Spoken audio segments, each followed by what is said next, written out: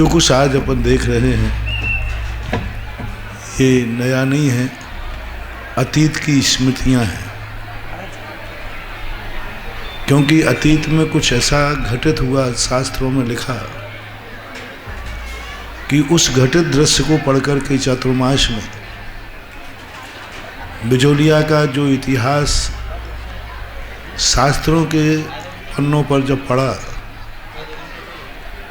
तो एक एक पन्ने पर पढ़कर के मन इतना आह्लादित हुआ और मन कहा कि जो कुछ भी अतीत में घटा हो उसे मैं वर्तमान में लाना चाहता हूं और देखना चाहता हूं। और पूरे लॉकडाउन के 9 महीने के अंदर सबसे बड़ी उपलब्धि हुई कि वहाँ एक एक चीज़ जो अतीत में घटित थी उसको वर्तमान में ला करके मैंने देखने का प्रयास किया। मेरे दो ही नेचर होते, स्वभाव हैं। अतीत में जो कुछ भी घटित हुआ है वो मात्र एक कहानी बन के न रह जाए, वो हमारी दृष्टि में, हमारे ज्ञान में आना चाहिए।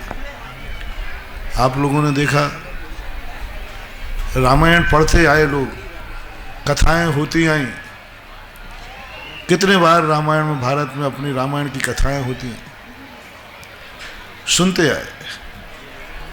कई लोग सोते सोते रामायण सुनते हैं कथाएं। कथा जब चालू होती है तो प्रायः पंडित जी बांटते रहते हैं, बाकी सब श्रावक तो, पर अंत की जो पंक्ति होती है अजर बिहारी मंगलहारी, बस उसमें शामिल हो जाए बाकी सब। लेकिन जब उसी कथा को एक रचनात्मक रूप देकर, एक नाटकीय रूप देकर के दुनिया के सामने लाया गया तो आज हर बालक के मन में राम और सीता का आदर्श छवि बन के रह गया। जय हो, जय हो। सुनने से उतना नहीं बनता, शब्दों को सुनने से थ्योरी बनती है। उसी को जब एक पात्र का रूप दे दिया जाए, यथार्थ उसको, आप लोगों ने सबने देखा होगा। अभी 2 दिन पहले भी मैंने यही कहा था कि जब रामायण का सीरियल चलता था तो किसी के मन में ये भाव नहीं आता था कि मैं अरुण गोयल को देख रहा हूँ। हर व्यक्ति की एक ही दृष्टि थी कि मैं रामचंद्र जी को देख रहा हूँ साक्षात। जो कुछ भी घटित होता था, यदि उनके जीवन में दुख आए तो श्रोता रो पड़ते थे, उनके जीवन में अच्छाइयां हो तो हर्ष मना लेते थे, रामायण की आरती करने के लिए बैठ जाते थे।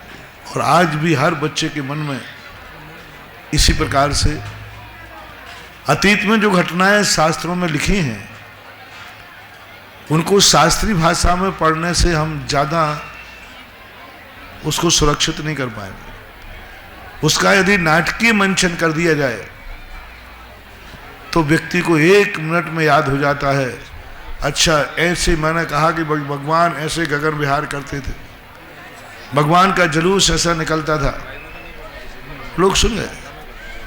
लेकिन आज जो देख रहे हैं तो आज जैन नहीं अजैन निकल रहे कि अच्छा ऐसा निकला था पारसनाथ भगवान के। जय हो, जय हो। अब इसको नहीं भूल सकते।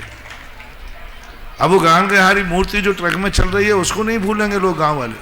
जैन दर्शन ने एक ही बात की, जैसा हमारे पूर्वज भगवानों ने किया वैसा हम करके दिखाएं, हम खुद भगवान बन जाएं। लेकिन ये कार्य सरल नहीं है, तो दूसरा कार्य उन्होंने दिया कि उसकी प्रभावना के लिए आप उसको इस ढंग से मंचन करें कि लोग उतनी देर के लिए अतीत भूल करके ये महसूस करें कि मैं वर्तमान में भगवान के साथ विहार कर रहा हूं। आज जो मांडलगल का दृश्य देखा, आज जो त्रिवेणी चौराहे का दृश्य देखा, इस कलयुग में इससे बड़ी प्रभावना और क्या चाहते हैं। जय हो, जय हो गुरुदेव। आज हर व्यक्ति के मन में एक गदगद भाव था, एक उल्लास था। जैन नहीं अजैन एक सगुन मान रहे थे, लोग अपने आंखों को धन्य मान रहे थे। मैं महिला पुरुषों में देख रहा था, छतों पे खड़े खड़े भी देख रहे थे, उनकी आंखों में ऐसा लग रहा था जैसे उनको लग रहा हो कि मेरे जीवन में ये बहुत बड़ा सगुन हो रहा है। उनकी आंखों में चमक थी, उनके हाथों में उल्लास था। वो नमन के आदि की भाषा में बता रहे थे कि आज हमारे यहाँ से यह बिहार होकर के हमारी ज़िंदगी को शुभ और सगुण कर दिया है। महानुभाव, ये जो यात्राएं होती हैं मात स्मृति के ही लिए नहीं, अमंगल को टालने के लिए ही इस प्रकार के महोत्सव किए जाते हैं।